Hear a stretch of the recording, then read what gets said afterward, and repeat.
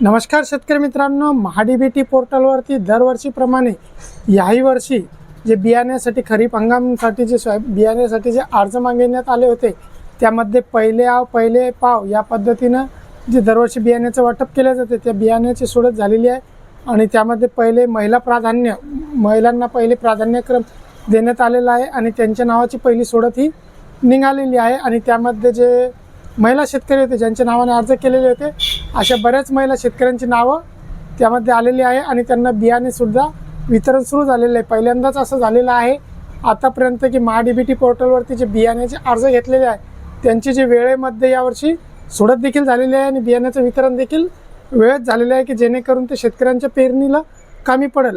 परंतु यामध्ये असं झालेलं आहे की अजूनही अनेक शेतकऱ्यांनी अजूनपर्यंत अर्ज केलेले नाही आहे।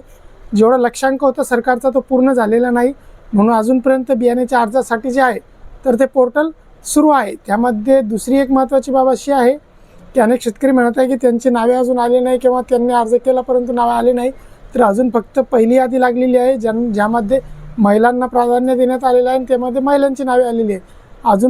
अजून दुसऱ्या टप्प्यामध्ये जे आहे तर ते SC ST किंवा OBCचे जे शेतकरी आहेत त्यांची देखील नावं या दुसऱ्या यादीमध्ये येऊ शकते। त्यामध्ये दुसरी महत्त्वाची बाब अशी आहे की यामध्ये जे अर्ज करताना जे आहे तर बहुतांश शेतकऱ्यांनी जे आहे तर फक्त सोयाबीन बियाण्यासाठी अर्ज केला।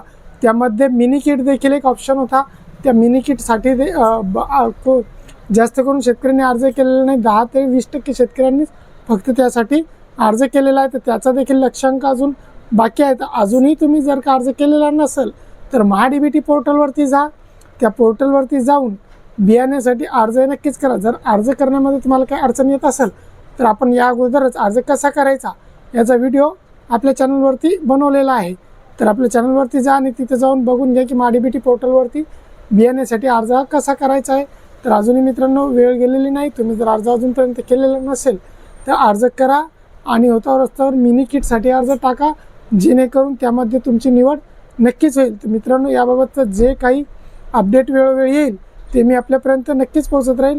चॅनलवरती जर तुम्ही नवीन असाल तर चॅनलला सबस्क्राईब नक्कीच करा, अशीच महत्त्वाची माहिती आपल्याला मिळत राहील। जय हिंद, जय महाराष्ट्र।